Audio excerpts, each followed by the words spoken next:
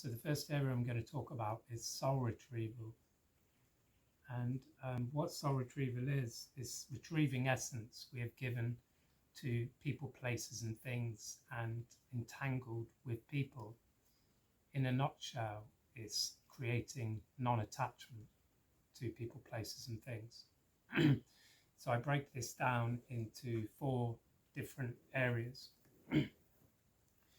And so the first area I would like to talk about is giving essence to people, places, and things. So giving essence to people, places, and things, I can share some examples. So an example could be that we fall in love with a lover, or that we love our parents or friends or teachers so much and value them that we don't ever want to lose them.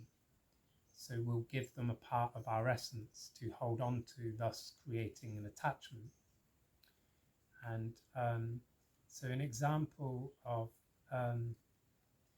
another example could be the concept of a teacher, giving a teacher an apple. So it's like what's contained within that gift. Like, I love you so much, teacher. You've transformed my life so much. I don't ever want to lose you. So here, take this gift infused with my essence and hold on to it. Again, creating attachment. So with places, I have a friend from Australia who would always say to me, who moved to the UK, who would always say to me, I love the UK so much, but my heart will always remain in Australia.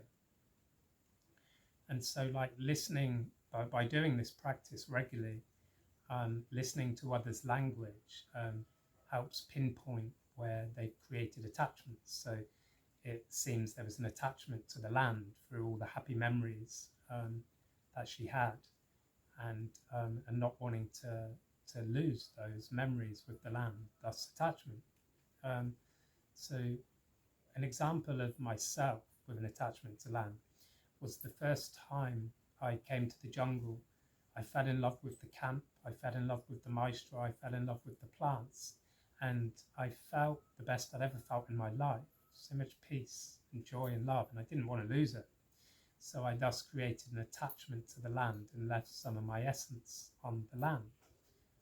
It's quite simple to take back essence that we've given to people, places, and things. This is something I would teach on the course.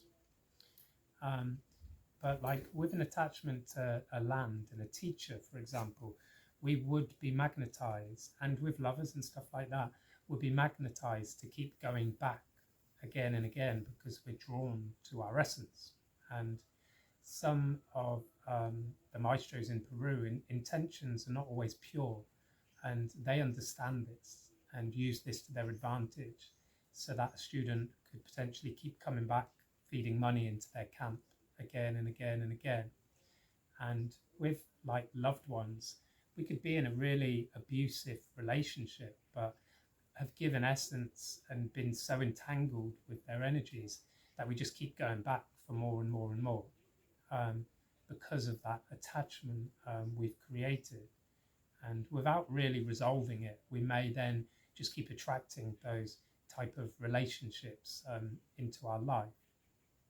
And with things as well, like we could fall in love with an MP3 player, like a phone. Like I would say most people have attachments to their phone, giving of essence to the phone because of how informative and incredible the technology is today. So I just wanted to share one more example of places, and that's Iceland's sort of tourism motto. Now, Iceland has a very a deep history in shamanism and sorcery, and their tourist motto is "Come to Iceland, you will fall in love with the place. I guarantee you will leave a part of yourself behind." And so that's giving us a suggestion to attach to their land. So thus we keep coming back again and again, feeding into the tourism board. And a lot of mainstream media and advertising is selling this crap to create attachments. We buy their products and like telling us these lies that we're not good enough, and that buying their product will make us feel okay with ourselves. Um, I don't follow any TV or mainstream media whatsoever today. Um, I like to read, and I do watch the odd documentary or the odd movie.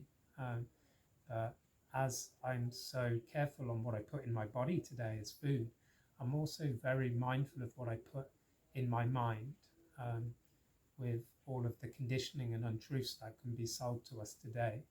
Um, so it happens both ways, this area that people can also give us their essence through um, through falling in love with us, or seeing themselves as less than, etc. And so yeah, that's this area. Um, and the next area would be entanglement. And there was one other thing I wanted to touch on before I moved to entanglement, and that is the concept of giving and receiving gifts. Um, and so many times people have offered me gifts, and I felt into the energy, and I could feel that there was some essence within that gift. So I refused it, and have to be very mindful on this path. Uh, Once we have conscious awareness, if I was to take their essence, that's kind of sorcery. Once it's within conscious awareness, but not seeing it that way, it obviously is not. But I do my very best today um, to to not create attachments with people, places, and things. So the next area, soul entanglement. This is a very interesting area for me, and um, and with all of this is something I'm working with on a daily basis. The more I practice the methods I teach, the more aware I am in my daily life. Thus, the less likely I am to give away, receive essence, and entangle with people. So, the entanglement area is, and I'll give an example. So, someone may perceive that I've harmed them. Now, the reason I use the word perceive is because I don't inherently believe anything is right or wrong, bad or good. Everything is perfect on my journey of soul evolution and growth. So now they perceive I've wronged them, and they can't forgive me. So what I see is I see a slight manipulation on their part in manipulating me to also perceive that I've wronged them. And so they will do this by making me feel guilt, or if I perceive it that way, I may feel shame, or they'll make me feel pity for them.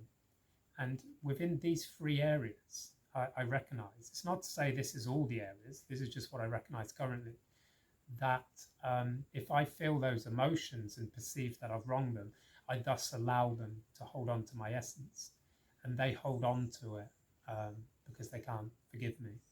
And I have modalities that I teach to empower the student to untangle these energies. And like I said, I just give a framework of ways of working, and then you'd work with your plants or spirit guides in deciding the most perfect modality in how you choose to work within this area. So entanglement works both ways, and I could, if I came out of alignment, um, I could do the very same thing, and and entangle with people by holding on to their essence without forgiveness. And what I've found within my relationships is that with relationships that I've done a lot of healing work with, so we've cleared a lot of karma, I'm much more in alignment and much more clearer with that given person. And this is less likely to happen. But what I recognize when new relationships form in my life, and we have deep, deep karma across all our lives. The depths of the energy of that karma between us and feeling it through the projections, it can really blind me at times. And an entanglement can happen on both sides of the coin. Um, until I start working through the karma with any given person, I become more in alignment within that relationship, more clearer and more aware to not allow these entanglements and giving and receiving of essence. So soul retrieval is retrieving pure essence. So it's not about meeting unhealed parts and integrating them, which I've done on this path, and it was quite challenging. Um, but I learned many skills from going through it that way, and learning to grow up unhealed parts within me so that they're in alignment with my conscious awareness. Um, so that's what soul retrieval is about, and I've created another practice which I'll be touching on soon, which integrates this. So it's meeting unhealed parts, healing them so that they thus become pure essence, and then integrating them. It's like clearing up the most part of the teaching in one go, rather than breaking it down into separate areas. So the next two areas that I want to share about are some things that are huge benefit to me and sort of downloaded to me. And the first one is relationships. So the relationships, I'm going to talk about people, and I'm going to concentrate in explaining this on lovers. So with all my relationships I've ever had, when they came to an end, I always really suffered and really missed them and went through a depression period. And I mean, I finished most of my relationships, but I would just keep going back again and again because I couldn't bear to be alone. So I had a relationship with this amazing woman um, who's quite private, so I'm not going to say her name, but she's an Akash teacher, and she's incredible. And working together, we discovered clearing all our karma together.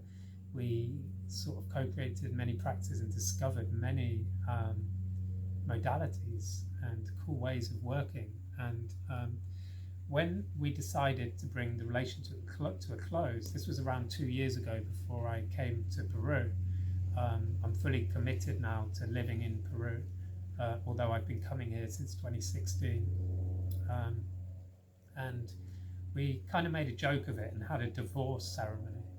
And we went to this famous site in the UK on this famous hill um, of this giant chalk man with a penis. It's like a fertility spirit. And we climbed into its penis. And what we did is, because within relationships, we found that we create a relationship being. So it's created from our thought forms in the way we perceive each other, and that essence creates like a standalone spirit kind of being, which is an attachment in itself. However, because the relationship was very conscious and beautiful in the way that we were working, it was a very beautiful picture in the way that I perceived this spirit. And with other relationships, this spirit can look quite dark, like a monster, depending on the way that we perceive each other. And so then we released this spirit, we released our relationship being. And just as that moment, we're on this big hill in this chalk penis, just at that moment, wedding bells started ringing in the distance of the hills. It was a really beautiful moment, and it was the first time of me really having a conscious relationship and closing it in such a beautiful way. So the love for her forever remains within me. But from that day forth, I never missed her. I was never depressed. And I was always, if I think about her, I'm always happy and joyous for the time we spent together, really at peace with it, and no missing, depression, or attachment anymore. So it was very life transforming practice that can be used within relationships. And this is also something I teach. And not only that, when relationships are not looking so pretty, a relationship being, if it's like clouded in shadows and darkness, I found a practice of just cleaning that and just clearing those dark aspects from it so that it can be blinding white. And I'm kind of shown it as like half the lover and half me, and just like a pure white light being in like a yogi pose with a crown.